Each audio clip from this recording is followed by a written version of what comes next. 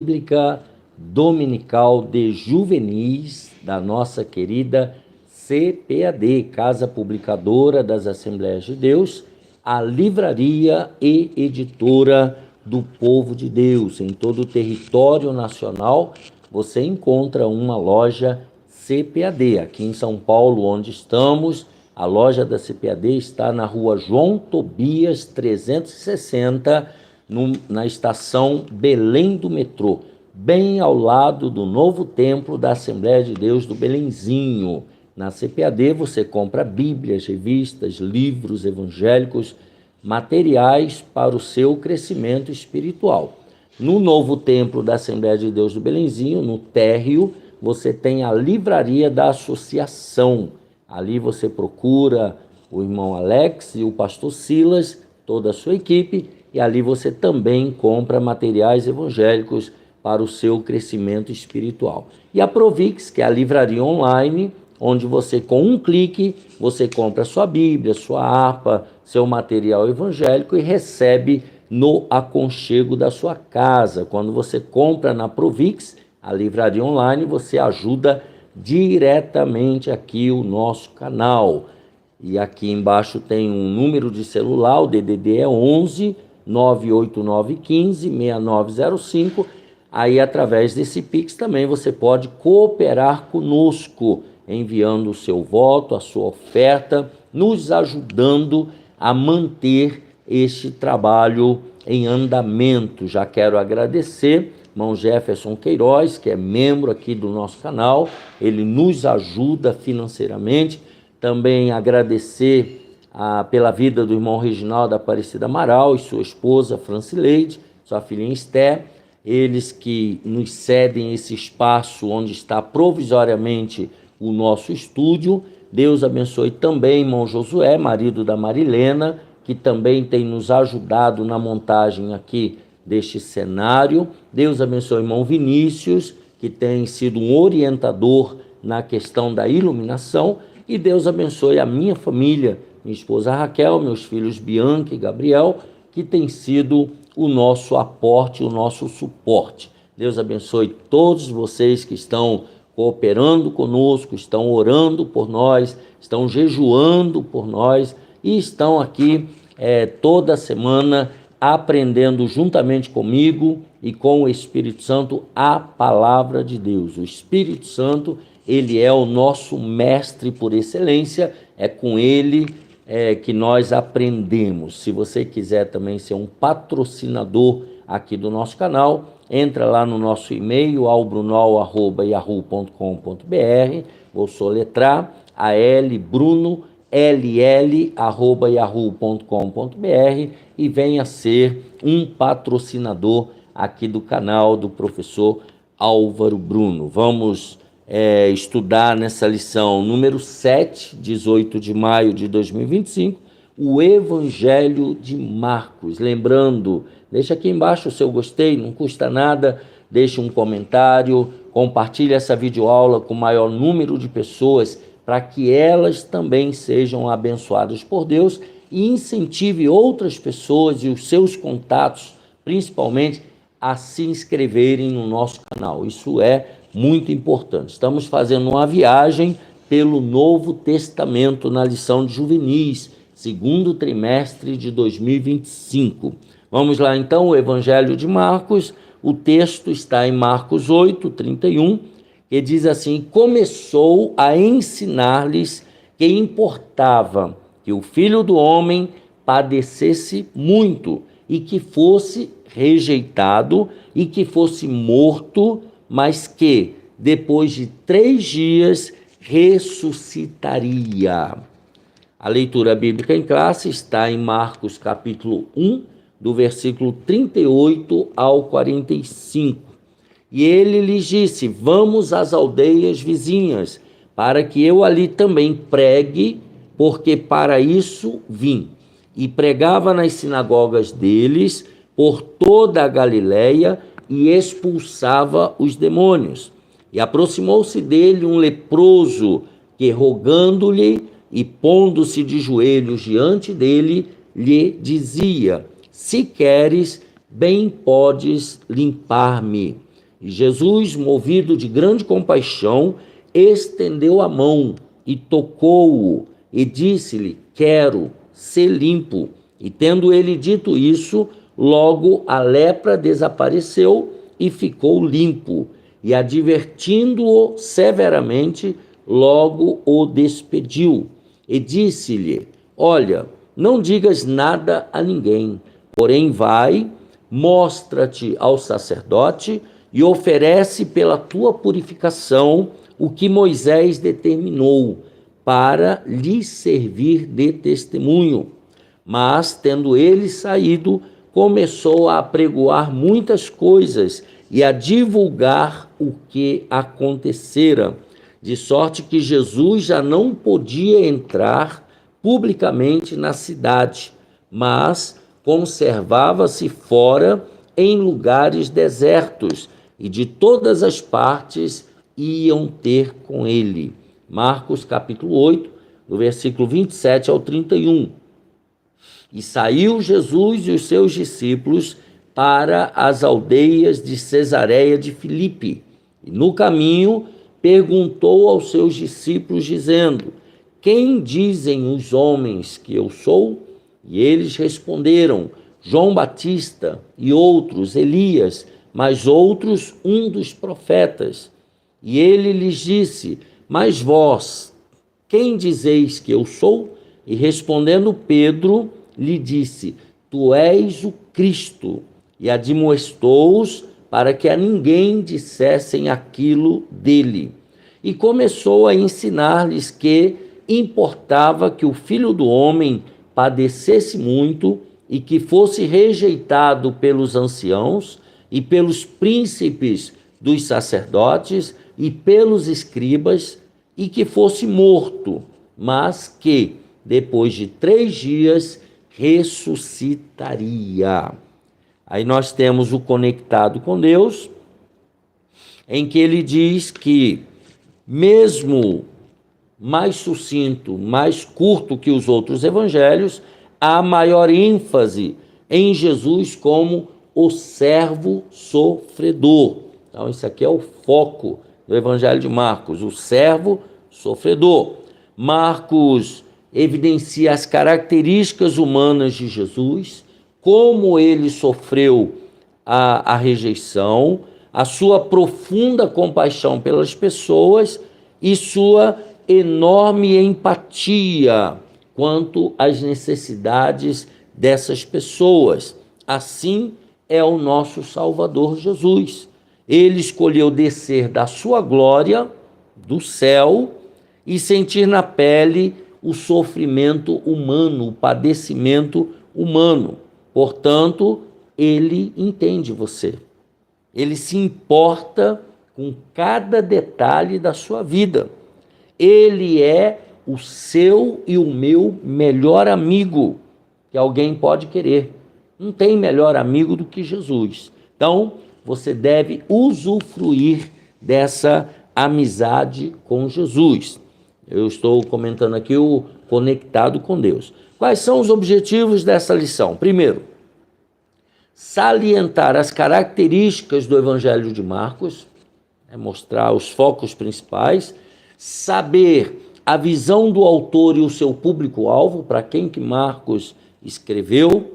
E terceiro objetivo, conhecer os principais ensinamentos sobre Jesus no livro de Marcos. Esses são os 3 objetivos. Vejamos aí então a visão do autor. Esse livro foi escrito por Marcos, sobrinho de Barnabé, Colossenses 4:10. Marcos era sobrinho de Barnabé. Marcos não foi um dos apóstolos do Senhor, ele não era um dos seguidores de Jesus ali enquanto Jesus estava aqui, mas ele foi inspirado pelo Espírito Santo e ele teve acesso às fontes primárias, de quem testemunhou tudo de perto. Acreditamos que seja Pedro. Marcos certamente ouviu de Pedro esses relatos e talvez de outros apóstolos, alguém que testemunhou tudo ali de perto. E assim, todas as informações que compuseram o texto, foi assim que ele compôs o Evangelho de Marcos. Dedicado servo de Deus, Marcos era dedicado a Deus, ele era sensível à voz do Espírito Santo e provavelmente Marcos foi filho na fé de Pedro. É possível que João Marcos tenha se convertido através de Pedro, assim como Timóteo era filho na fé do apóstolo Paulo. Então, provavelmente, Marcos era filho na fé do apóstolo Pedro. Foi rumo à casa de Marcos, onde um grupo de cristãos orava, que Pedro se dirigiu após ter sido solto da prisão milagrosamente. Isso está registrado lá em Atos capítulo 12. Pedro estava preso, ele foi solto por um anjo e a casa para onde ele foi era para a casa da mãe de João Marcos. O evangelista conhecia bem o Senhor, sobre quem escrevia, ele conhecia o Senhor Jesus e sabia também de quem era a mensagem da qual havia sido escolhido como portador. Qual era a mensagem? O Evangelho de Jesus Cristo, o Filho de Deus, Marcos 1:1. Então, quando a gente fala o Evangelho de Marcos, na verdade, não é. Essa expressão é um pouco equivocada, É o Evangelho de Jesus Cristo, segundo aí Mateus, segundo Marcos, segundo Lucas, é assim que é o correto, tá? Então, a mensagem do Evangelho segundo Marcos é o Evangelho de Jesus Cristo, Filho de Deus, frisando aqui o quê? A natureza divina de Jesus, apontando que Jesus ele era Deus, que ele veio do alto, que ele veio de Deus e que ele era Deus. O seu serviço, o serviço de Marcos como cooperador do seu tio Barnabé e do apóstolo Paulo em viagens missionárias. Então ele viajou com Barnabé e Paulo em viagens missionárias. Mostra o que? A sua consciência da necessidade do cumprimento da ordenança do Senhor aos seus discípulos, conforme o seguinte versículo, Marcos 16:15, que é um dos versículos missionários mais importantes. Ide por todo o mundo, pregai o evangelho a toda criatura. Então, essa ordenança de Jesus, Marcos ele tinha plena consciência. Depois, Marcos demonstra a importância de anunciarmos a palavra, conforme acabamos de ver, tanto que, com frequência, ao citar os milagres que Jesus e os discípulos realizavam, Marcos também destaca que eles pregavam e ensinavam a palavra. Isso está lá em Marcos 1:38-39. Então, Jesus não apenas curava, os discípulos, junto com Jesus, não apenas curavam, mas eles pregavam e ensinavam a palavra. Que os apóstolos tinham como missão, a missão principal era pregar o evangelho, que os discípulos foram enviados por Jesus de 2 em 2, pregando arrependimento, está lá em Marcos 6. Os 12 pregavam ao povo que se arrependesse, então todos pregavam o evangelho do arrependimento. Um leproso curado começou a apregoar, ele começou a dar testemunho de Jesus. O endemoniado gadareno, após ser liberto, está lá em Marcos 5:20, começou a anunciar em Decápolis. Após ele ser liberto, ser curado, ele foi enviado por Jesus para pregar nas 10 cidades ali de Decápolis, daquela região. E os discípulos pregavam por todas as partes. Marcos 16:20. Assim fica claro, fica evidente que apenas receber um milagre de Deus aqui na terra não é o mais importante. Então, o foco principal não é a cura, não é a libertação, mas sim conhecer a Jesus como Senhor e Salvador de sua vida. Precisamos também, a partir desse conhecimento, nos tornar as suas testemunhas quanto à salvação eterna. Sermos pregadores do Evangelho, pregadores da salvação eterna que há em Cristo Jesus. Então, isso é muito importante. Então, nós vimos aqui a visão de Marcos. Agora, vamos ver qual era o público-alvo de Marcos.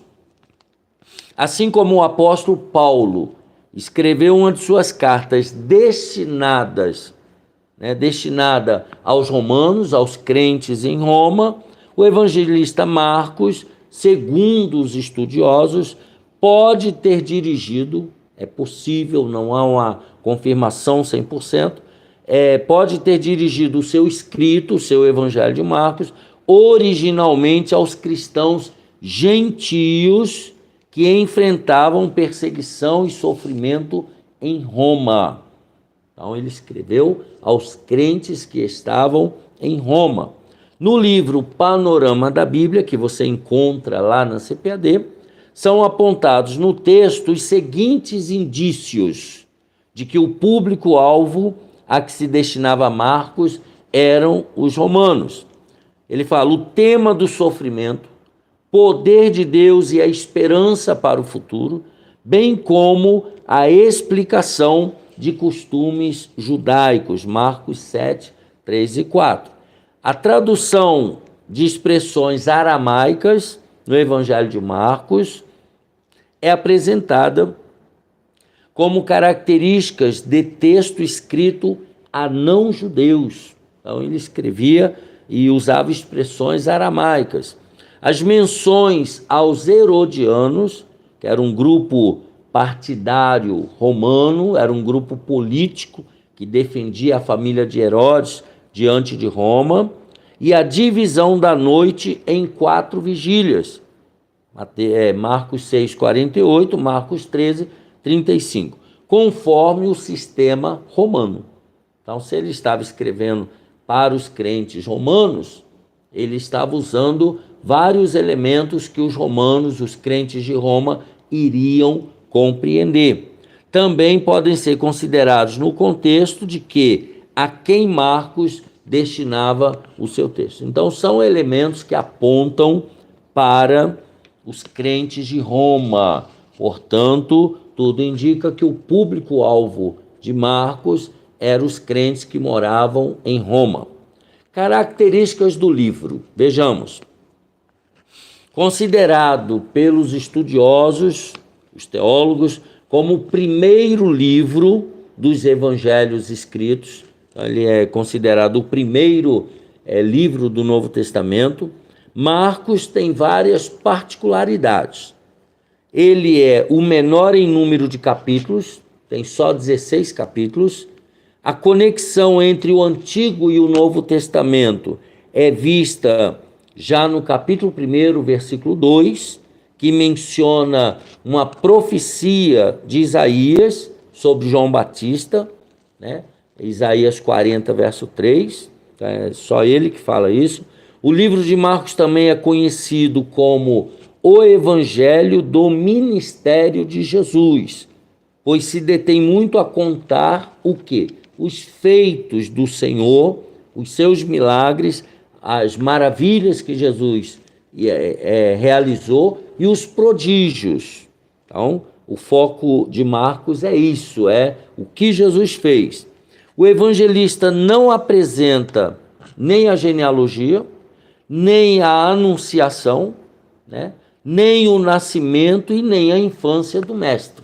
Então, ele já vai direto para as obras de Jesus. Ele parte logo para a fase adulta de Jesus, para, especificamente falando, para o ministério de Jesus, que durou 3 anos e meio.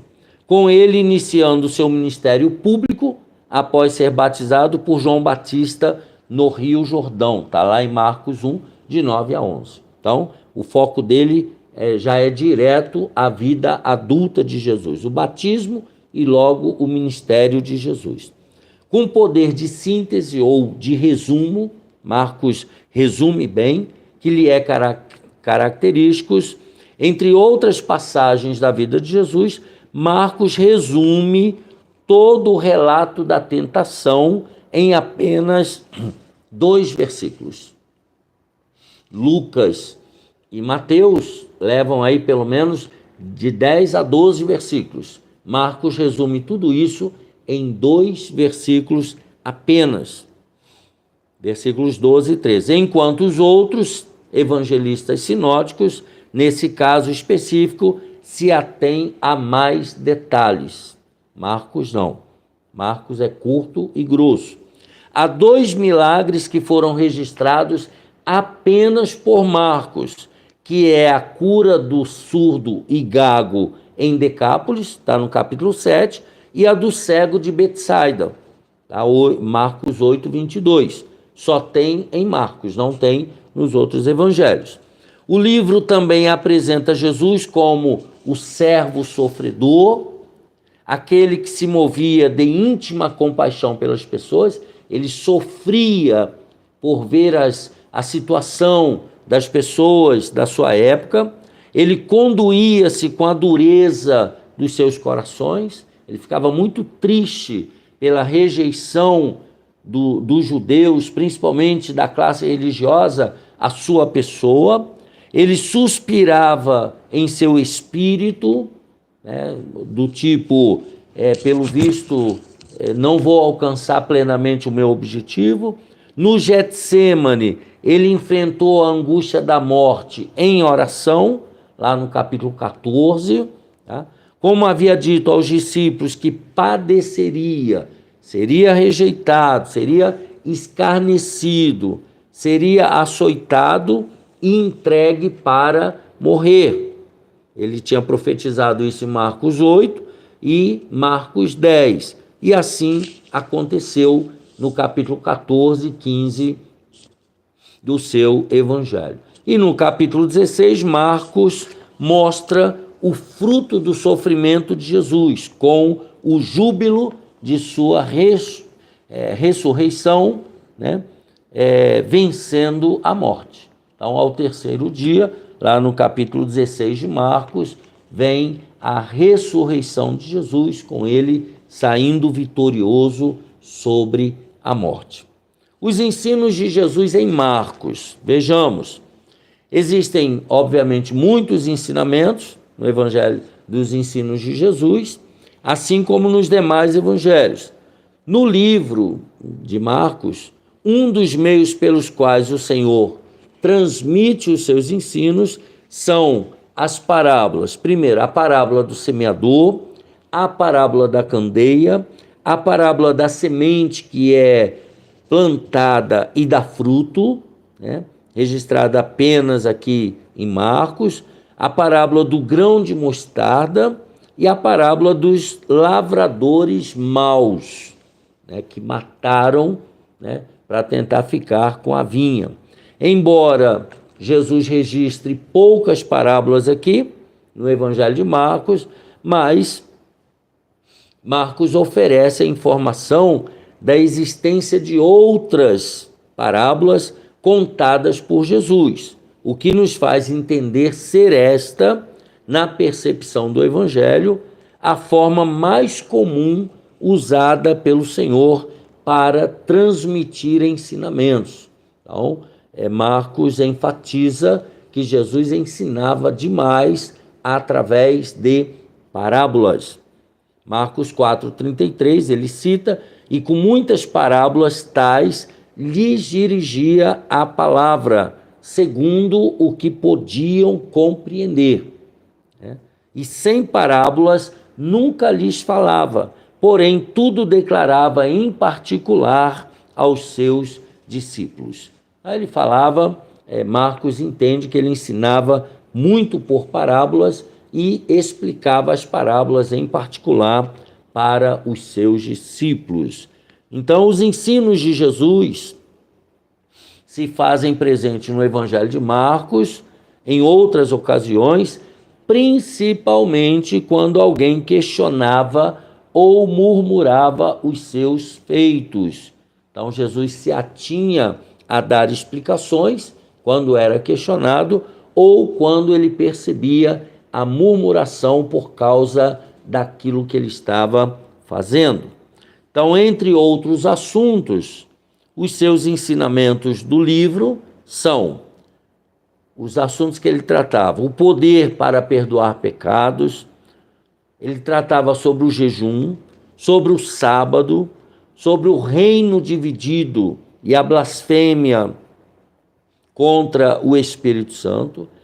Ele tratava também sobre o que é que verdadeiramente contamina o homem, o maior no reino dos céus, os escândalos, o divórcio, fé, oração e perdão e pagamento de tributos. Então eram assuntos que foram tratados aqui pelo Senhor Jesus no livro segundo Marcos. Assim como Mateus e Lucas, Marcos também destaca o sermão profético, mencionando aí no capítulo 13 o princípio das dores, a grande tribulação e a vinda do Filho do Homem. Então Marcos também trabalha com o período escatológico no capítulo 13 de Marcos. Então, ele coloca na conclusão que Marcos resume